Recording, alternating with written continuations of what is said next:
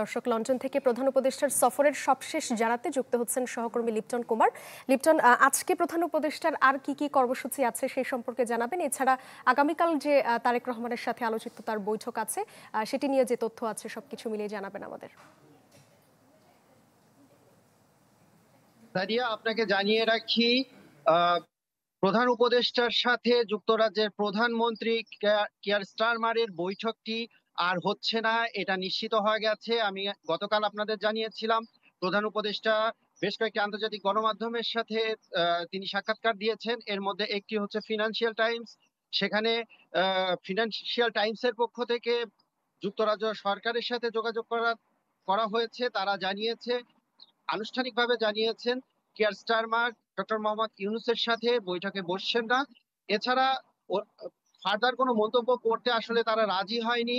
আর আপনি যেমনটা বলছিলেন, আপনি জানেন আজকে ডক্টর মোহাম্মদ ইউনূস রাজার কাছ থেকে কিংস হারমোনি অ্যাওয়ার্ড গ্রহণ করবেন।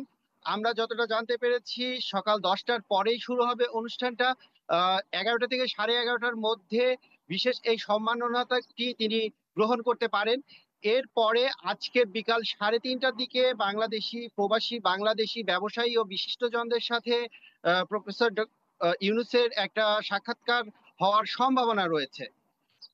সাদিয়া, তারেক রহমানের বৈঠক নিয়ে এখানে মূলত এক ধরনের উত্তেজনা বিরাজ করছে। বাংলাদেশের পুরো রাজনীতি এই বৈঠকের উপর জড়িত, এরকম বলা হচ্ছে। এরই মধ্যে আমরা দেখেছি আমির খসরু গতকাল রাতে লন্ডনে পৌঁছেছেন। আমরা জানতে পেরেছি তিনিও হয়তো তারেক রহমানের সাথে বৈঠকে অংশ নিতে পারেন।